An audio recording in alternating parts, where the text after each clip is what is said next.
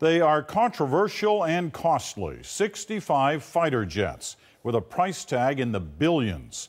The federal government's decision to buy them has been highly criticized. And all along, the minister responsible has said the F-35 jet is the right plane for Canada. But now, CBC News has gained access to a confidential document that suggests the F-35 might not fit the military's needs.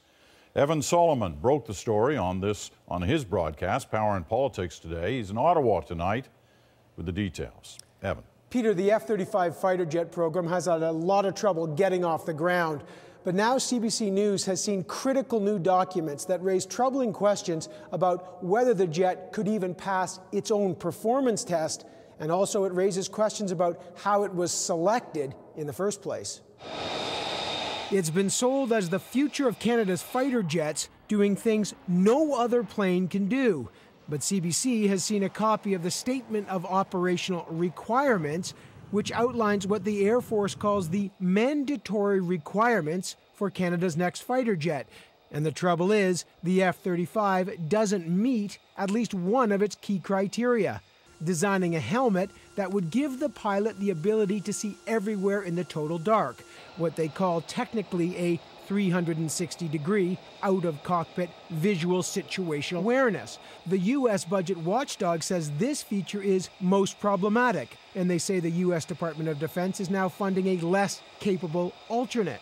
It tells us very clearly that the bureaucrats and the government decided to buy something without being clear as to what it was capable of delivering. Still, the government maintains the problems will eventually be worked out. We're all going to be working very hard to make sure that the full statement of requirements is fulfilled by the time we move to signing a contract and acquiring this aircraft. But all mandatory requirements are supposed to be fulfilled before the plane can be selected, which raises questions about the process itself.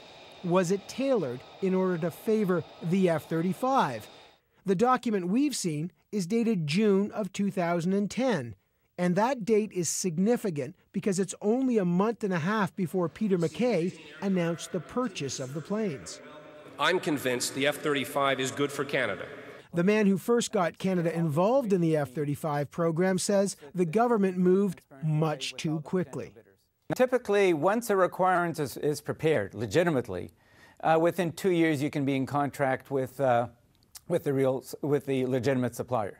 If the process was rigged, as the critics say, and it can't meet its own mandatory requirements, that raises some tough questions ahead of April 3rd. That's when the Auditor General will weigh in on what is one of the most expensive purchases in Canadian military history. Peter. All right, Evan. Thank you. Evan Solomon in Ottawa.